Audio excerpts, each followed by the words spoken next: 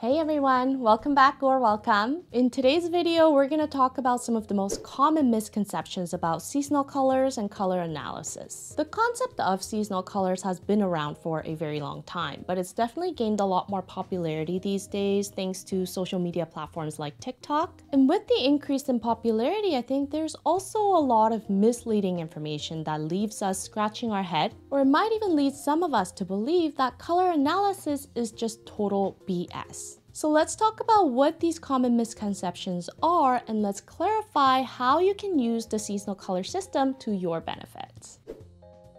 First of all, with seasonal color analysis, I think there's one important notion that's often overlooked. The end goal or the objective of color analysis is to find a set of colors that work the most harmoniously with the natural colors that we're born with, like our skin tone and hair. Now, I know that sounds just like a textbook definition, and you're probably wondering, how is that an overlooked notion? Well, the thing is, what we find harmonious can be a subjective opinion, right? There are factual or more objective notions of colors. Concepts like primary and secondary colors, the fact that complementary colors cancel each other out when the two colors are mixed, but they also make each other stand out more when the two colors are placed side by side, the whole idea of high or low contrast, etc. These are all optical effects of colors. Whereas if we're talking about how harmonious the colors work together side by side, that could be translated as an opinion that not everyone might agree to. But if the majority of people can agree to certain opinions, those opinions can then be standardized to build a process or a system like color analysis. It's the same with the proportional analysis content on my channel. There are certain visual effects that different proportions create. That is a fact. Whether certain styles that offset those proportional differences look good or bad, that is an opinion. It's just that one side is often a more popular opinion that the majority of people can agree to. And the reason why I'm bringing this up is to address the first misconception, which is that color analysis limits your style or your ability to wear a variety of colors. People often think that color analysis is all about finding your specific season and only utilizing the colors within your season at all times. And of course, if you think about it that way, yes, that's very restrictive. What if my favorite color is the complete opposite from the colors in my season? Well, once you accept that color analysis is, at the end of the day, just a set of standardized opinions, then you can find ways to utilize your best colors for important events in your life, like a big presentation at work or school, or an important job interview, your wedding, etc. These are the types of events where you could use that extra boost of confidence knowing that 9 out of 10 people in the room will agree that your overall look is snatched. But on a day-to-day basis, there's really nothing stopping you from wearing colors outside of your season. What I'm trying to explain is how much of your best colors you incorporate into your wardrobe is a personal choice. I don't think it's realistic to expect a normal, regular person who already has a closet full of random colors to all of a sudden toss out most things they own and only stick to a small set of colors. I think what's more realistic is to maybe avoid your worst colors, knowing what the unflattering effects that these colors can have on your overall appearance are. And chances are most of us are already doing that anyway. We have a natural tendency to steer away from colors that don't suit us. So outside of that, color analysis is just another piece of information or knowledge that you have about yourself and your appearance, and it's something that you can use to your advantage for certain situations, but by no means is it a strict set of rules for you to follow at all times. So color analysis does not limit your style or your ability to wear different colors. It just makes you more aware and equips you with information that allows you to utilize colors in a smarter way. Now, if you are wondering about what the specific visual effects that different characteristics of colors can have on your skin tone are, and if you want to learn more about smarter ways to use your makeup to offset some of those effects, I have a separate video on that topic that you can check out next. Another popular belief about color analysis is that if you have a warm skin tone, then you're in a warm season and vice versa. This is not true at all. There's such a thing as an assimilation effect, which creates certain optical effects. If we look at these two circles, they're both the same color magenta, but when you put blue stripes through the circle, the color looks cooler, and with yellow stripes through the circle, the color looks more orange and warmer. So you could have a warm skin tone, but it wouldn't necessarily mean that warm colors are your best colors, because wearing a warm color close to your face can actually enhance the excess warmth in your skin and make you look more yellow, and a cooler color on the other hand can have a balancing effect against the warmth of your skin.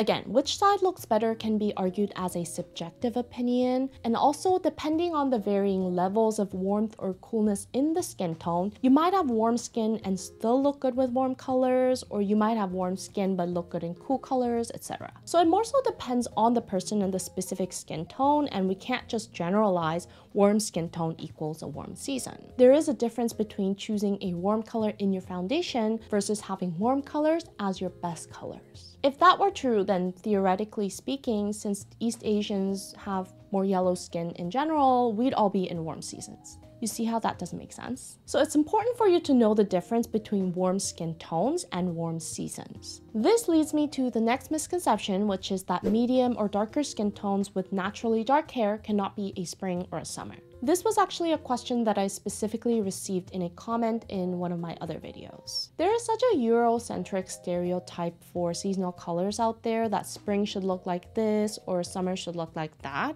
But like I said, if that were true, all East Asians who have dark hair, or really everyone else that doesn't have lighter hair, can only be in autumn or winter. And that's obviously not true. There are tons of examples of where dark-haired and dark-skinned people fall into spring and summer seasons. But there is some relationship when it comes to your season and your overall contrast level. If your overall contrast between the skin, hair, and eyes is low, then there is a much higher likelihood of you falling into a light or a soft season. Like I said, the objective of color analysis is to find colors that are the most harmonious with your natural coloring. And if you naturally have very low contrast, dark or bright colors can easily overwhelm you. That's when people say the color is wearing you instead of the other way around, or that there's a disconnect between the face and the clothes. So there is some level of connection between contrast and seasons, but when we're looking at contrast levels, we have to find comparisons of people with similar skin depth. For example, comparing these two people and their contrast level doesn't make any sense. One obviously has a much higher contrast level than the other. But if we were to compare these two images, we can tell the difference in contrast levels more accurately. In both images, the depth of skin is similar, but the contrast on the left image is higher than the other side. And I think this is probably why there's so much confusion around how you can have dark hair but still be a light spring or a soft summer. When you're determining your contrast level, you should be comparing yourself to someone that has a similar skin tone and depth to you, and then see if their hair and eyebrow color and the darkness creates a higher or a lower level of contrast compared to your own. Alright, the next misconception is that your season does not change ever. Generally speaking, your season shouldn't change because of slight changes in your skin tone or hair color. Your skin is the largest surface area that's visible, so naturally your skin tone has the biggest impact on determining your season. And then it's the hair color and then the eye color next. In my previous video on color analysis, I said that eye color doesn't really matter all that much, and some of you seem to disagree with that. And my perspective is coming from a non-Eurocentric view where the majority of people have brown eyes. There are varying levels of lightness or darkness, but for someone like me and for people that look like me, the effect of having the color of your eyes pop when you wear certain colors is minimal. My eyes could look slightly darker or lighter, but it's primarily the skin tone that's influenced the most by wearing different colors. And I can understand that for those of you who have lighter colored eyes, there could be a bigger difference. So I think that's another factor that really depends on the individual. But generally speaking, I still believe that eye color doesn't have a huge impact on determining your season. Anyway, your skin, as the biggest surface area that's visible, is impacted the most by wearing different colors, so it has the biggest influence on determining your season. And just by getting tan slightly over the summer or dyeing your hair to a slightly different color, those are not big enough changes that can swing your season from like a bright winter to a soft summer. But the reason why I say that your season never changing is a misconception is because there are instances where you can kind of shift from one subseason to an adjacent one. A primary example is aging and gray hair. If you had very dark hair before and a very high level of contrast overall, but with the graying of the hair, your overall contrast becomes softer, I do think that you could go from like a deep winter to a soft winter. So there could be slight variances to your sub-seasons, but it won't be a giant swing because your skin tone doesn't change that drastically. There are rare instances where your skin can go through a very drastic change, like if you consistently stay under the sun without enough protection for a long period of time, like years. I think your skin reaches a point where the change caused by the sun is irreversible. And for those rare occurrences, I do believe that your season can actually change because, like I said, skin tone is such a crucial factor in determining your season, but it's highly unlikely for the majority of us. Speaking of skin tone, there were some people asking if rosacea affects your color season at all, and I think because of the redness, there might be certain colors that accentuate the redness more or kind of make the skin tone appear more uneven, but I don't think that rosacea actually determines the season itself. The season is still based on the actual color of your skin tone, but the redness on top can alter the palette within the season. Another misconception is that there are certain makeup products that work universally well for everyone within the same season. So the belief is that if you're a light summer, then certain brands and certain colors work well for you, period. That's not really true because we still have to consider the depth of the skin when it comes to choosing colors for your makeup. For somebody that has really fair skin, the same product is going to appear a lot darker and more pigmented than on someone that has darker skin. Makeup products are rarely opaque in color, so you still have to consider the depth of your skin tone underneath the makeup, and you have to see how the skin depth and the makeup color work together. So I get a lot of questions like, can you make a video recommending products for a specific season? And I'm having a really hard time trying to come up with a concise way of making one video on this topic because not only do the sub-seasons matter, and that's already 12 to 16 seasons, but if we're also taking into account the depth of skin and the appropriate product for each level of depth, I'm struggling with how to make that an informative and relevant video for everybody. So that's still TBD. The next misconception is that your natural hair color is your best color, period. I love using Emma Stone as an example in my color videos because she's such a great example of someone in a bright season, and she's naturally a blonde, but for bright seasons, contrast is also quite an important factor, and blonde hair washes Emma out quite a bit. I don't think that she looks terrible with blonde hair, but I certainly wouldn't agree that it's her best of best color.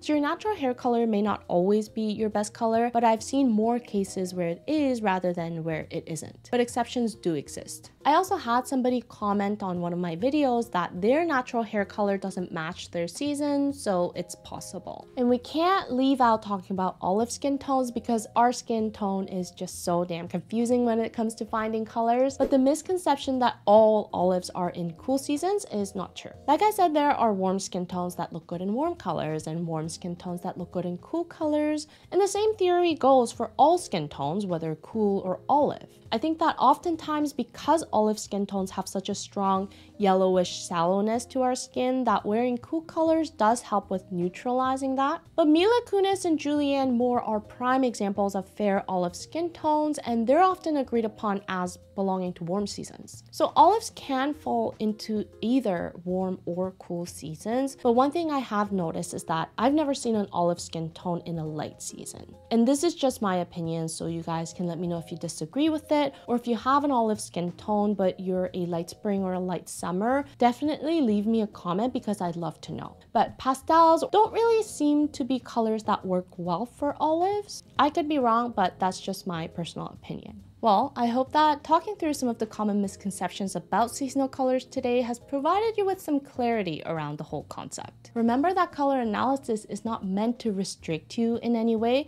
but it's more so meant to be used as an additional tool for you to be more intentional with your style choices. In a couple weeks' time, I'll be starting a whole new series on color analysis, deep diving into each of the 4 seasons and talking about the nuances for the individual sub-seasons as well. So if you're interested in that, make sure to subscribe to the channel before you go. I'll see you in my next video, and until then, stay unique and stay gorgeous.